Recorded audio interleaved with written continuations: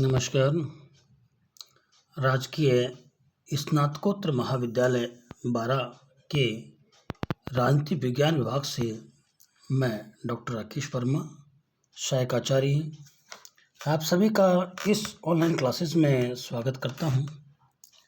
प्यारे बच्चों, BA first year का जो द्वितीय प्रश्न पत्र प्रतिनिधि भारतीय राजनीतिक विचारक, इस पुस्तक का हम अध्ययन कर रहे हैं। यह पुस्तक उन भारतीय राजनीतिक विचारकों के तत्कालीन दिए गए विचारों पर है जो उस समय की परिस्थिति में विद्यमान थे। उस समय जो व्यवस्था थी, उस व्यवस्था के बारे में जिन भारतीय राजनीतिक विचारकों ने अपने अपने मत व्यक्त किए, उसमें आज हम लेते हैं गोपाल कृष्ण गोखले को। गोपाल कृष्ण गोखले को हम कैसे याद रखते हैं? ये गांधी जी के राजनीतिक गुरु थे। महात्मा गांधी इनको अपना राजनीतिक गुरु मानते थे।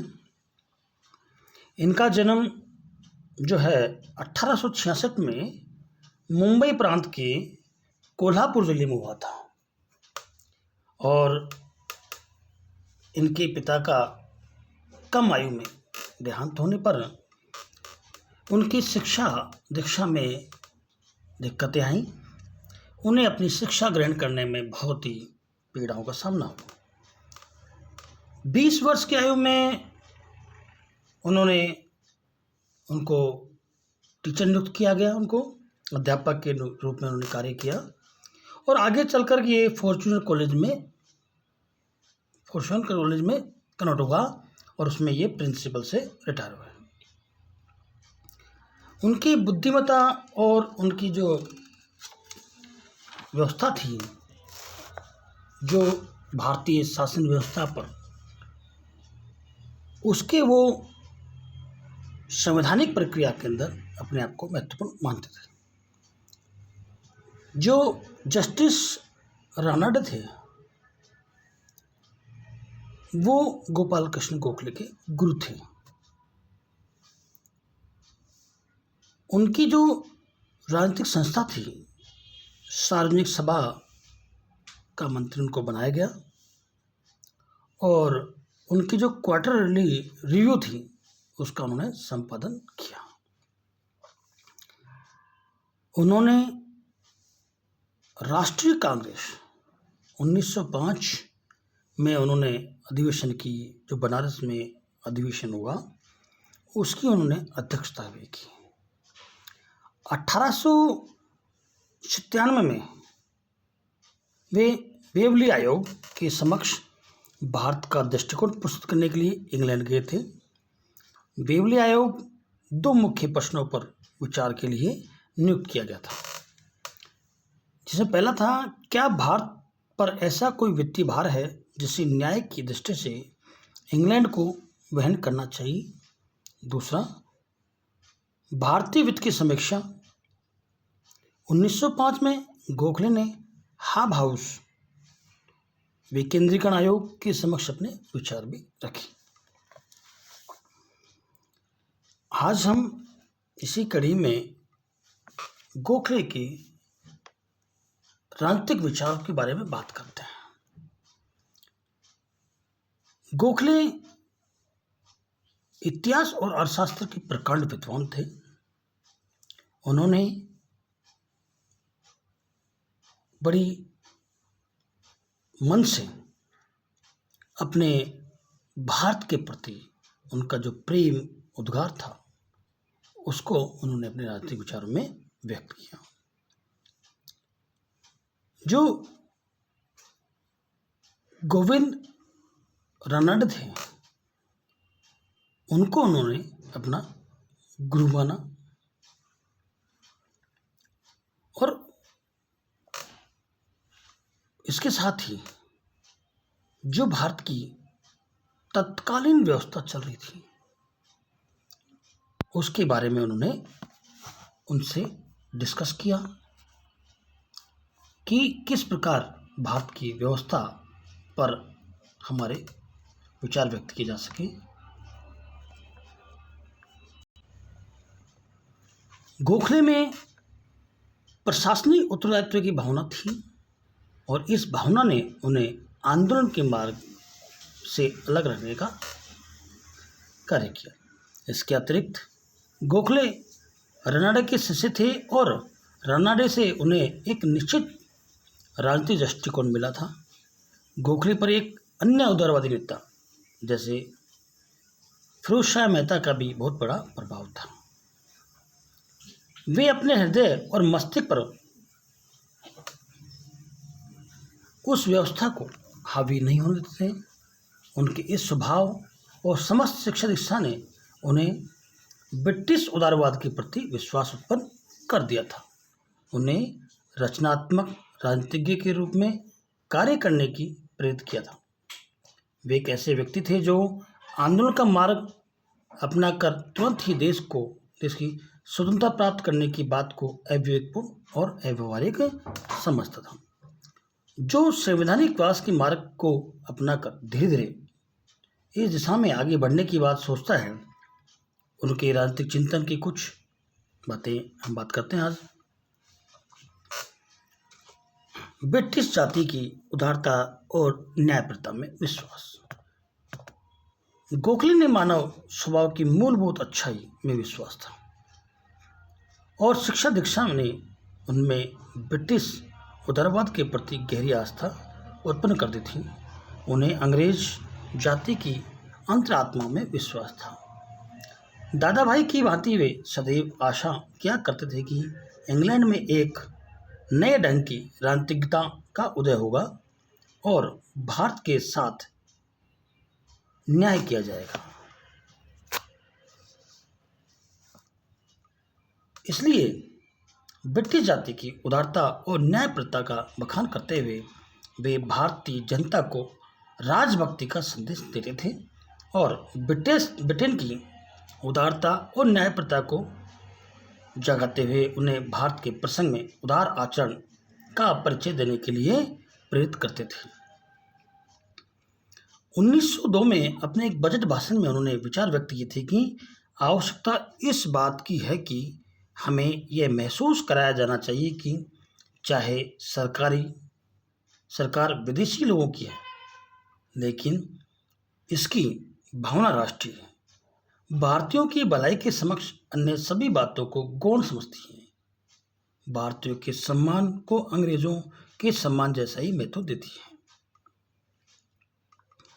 अगला, भारत ब्रिटिश संयोग का प्रतिपादन, लेकिन ब्रिटिश शासकों के साम्राज्यवादी रवैये की निर्भीक आलोचना उन्होंने की।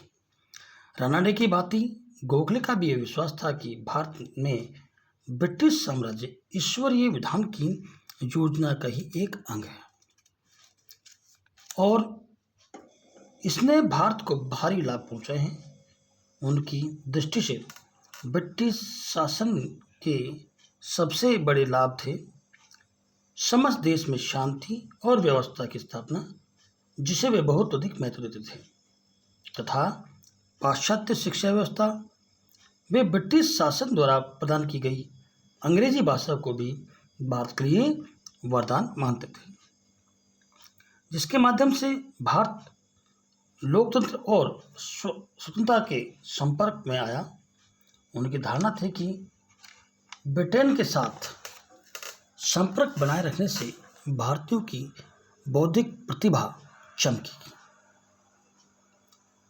दृष्टिकोण विकसित होगा और भावी भारत के निर्माण का मार्ग प्रशस्त होगा।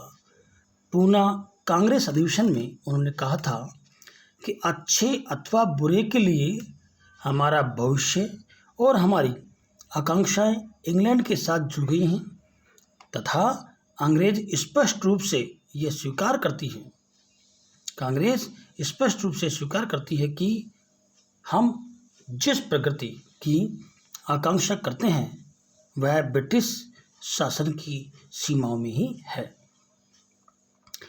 ब्रिटिश शासन को भारत के लिए हितकारी समझते हुए भी ब्रिटिश शासकों के साम्राज्यवादी रवैये की आलोचना करने में वे पीछे नहीं रहते थे। उन्होंने सदैव इस बात पर बल दिया कि ब्रिटेन के द्वारा भारत में श्रेष्ठ साम्राज्यवाद की स्थिति को अपनाया जाना चाहिए। श्रेष्ठ साम्राज्यवाद से उनका आशय था कि ऐसा शासन जो भारतीयों को अंग्रेजों के समान समझते हुए उनके प्रति सम्मान भाव रखे और शासन का संचालन भारतीयों के हित को दृष्टि में रखते हुए करे। जातिगत आधिपत्य और अहंकार पर आधारित साम्राज्यवाद को कि वे संकीर्ण साम्राज्यवाद और नितांत अनुचित स्थिति कहते थे। संवैधानिक साधनों और संवैधानिक आंदोलनों में अडिग विश्वास था उनको।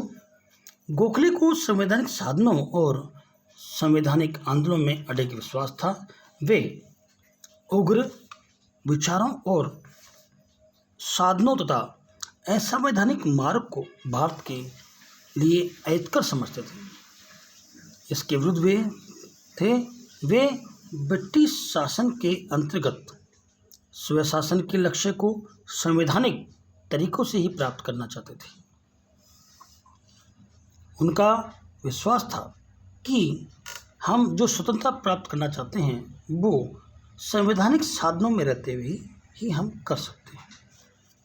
सन 1908 में उन्होंने इलाहाबाद में कहा था कि संवैधानिक साधनों से मेरा अभिप्राय शांतिपूर्ण साधनों से है। कुछ अवसर पर उन्होंने विचार व्यक्त किए कि करों को न देना भी संवैधानिक आंदोलन का ही एक अंग है, लेकिन उन्होंने अपने जीवन काल में भारतीय जनता को ऐसा कोई उपाय अपनाने का परामर्श कभी नहीं दिया।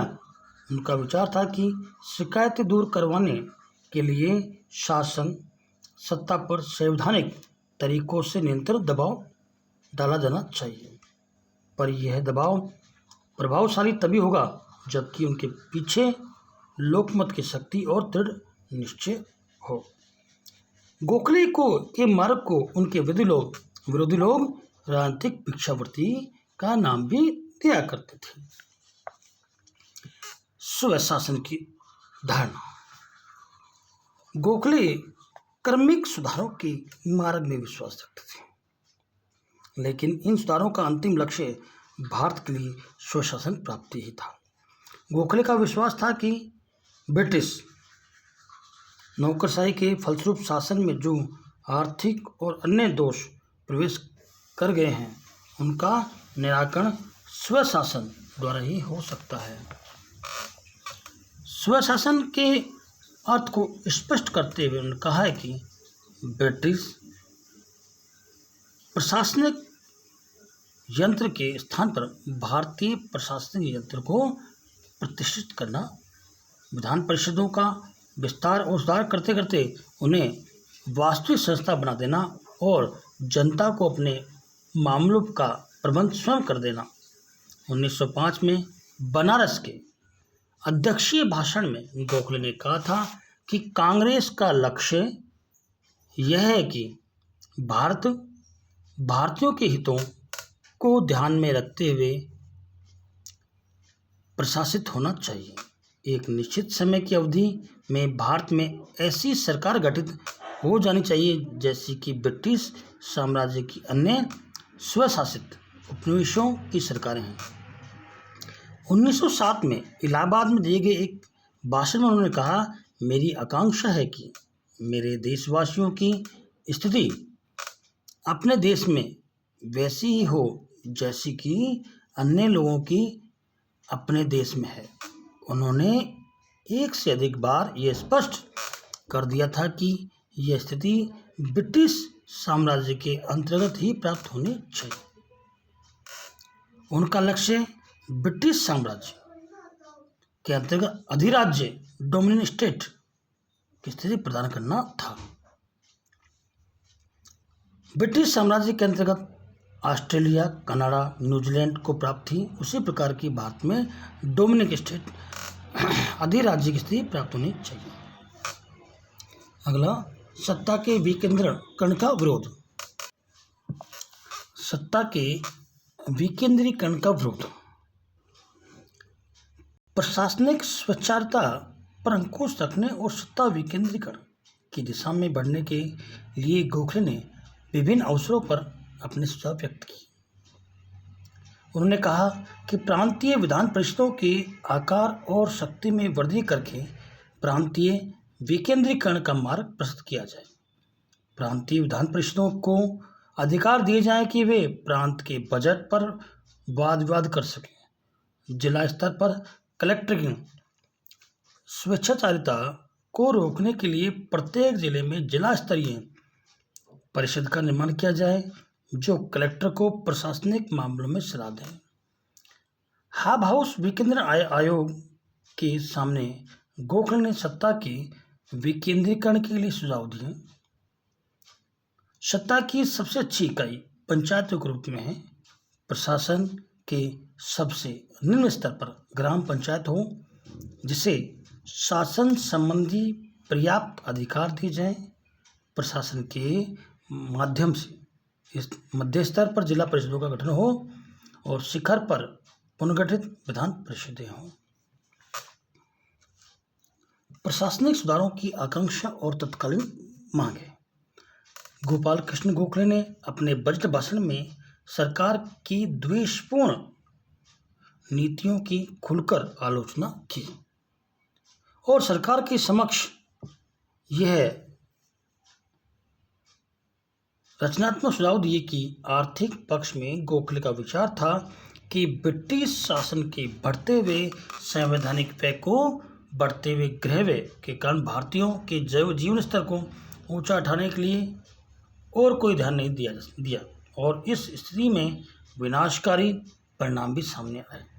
गोखले ने सरकार पर निरंतर इस बात के लिए दबाव डाला कि जन कल्याण पर अधिक व्यय करें, सरकारी कर्मचारियों की संख्या घटाएं, सैनिक व्यय कम करें तथा प्रशासनिक सुधार के लिए आवश्यक कदम उठाएं। उन्होंने शिकायत की कि सफाई, शिक्षा आदि आवश्यक जन कल्याण के लिए कार्य करें और उन्होंने अनिवार्य शिक्षा को महत्व दिया। गोखले ने 1905 के बनारस कांग्रेस अधिवेशन की अध्यक्षता में उन्होंने 9 तत्कालीन मांगें प्रस्तुत की। सरकार से आग्रह किया कि इन मांगों को यथाशीघ्र ही पूरा किया जाना चाहिए। उन्होंने कहा कि विधान परिषदों का सुधार किया जाए, इन परिषदों में निर्वाचित सदस्यों का अनुपात बढ़ाया जाए और ऐसी व्यवस्था की जाए कि बजट परिषदों द्वारा ही पारित हो।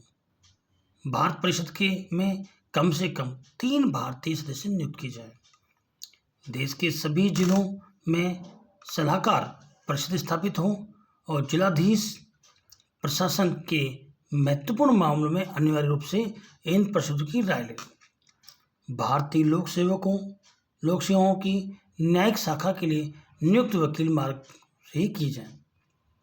न्यायिक तथा कार्यपालिका विभागों का पृथक्करण करें, भारी सैनिक व्यय में कटौती करें और प्रशासनिक शिक्षा का प्रसार हो और औद्योगिक तथा तकनीकी विकास और विस्तार हो और देहाती जनता को ऋण के बोझ से राहत देना हो। सांप्रदायिक एकता में अटूट विश्वास। वो हिंदू मुस्लिम एकता में विश्वास करते थे। इसी कारण उन्होंने गणपति और शिवाजी उत्सव जैसे उसमें उन्होंने भाग नहीं लिया और 1905 में उन्होंने भारत सेवक समाज की स्थापना की। 1905 में उन्होंने भारत सेवक संघ का एक स्थापना की और उसमें उनका उद्देश्य राष्ट्र की एकता को मजबूत करना था। भारत सेवक संघ। अगला है स्वदेशी का समर्थन लेकिन विदेशी का बहिष्कार नहीं। उन्होंने 1905 में वाराणसी में कहा था कि स्वदेशी का आंदोलन आर्थिक दृष्टि के साथ साथ देशभक्ति का भी आंदोलन है। जिन श्रेष्ठतम आदर्शों ने मनुष्य जाति के हृदय को कभी प्रेरित किया, उनमें स्वदेशी का महत्वपूर्ण स्थान है। उन्होंने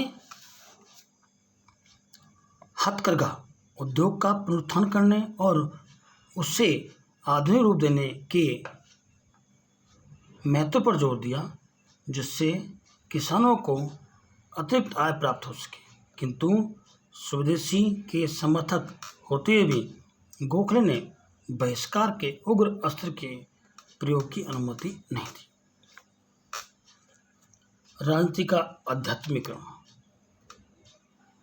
उनका विचार था कि चारित्रिक विकास एवं नैतिक राजनीति के अभाव में स्वशासन हमारे देश के सार्वजनिक रोगों का उपचार नहीं बन सकती।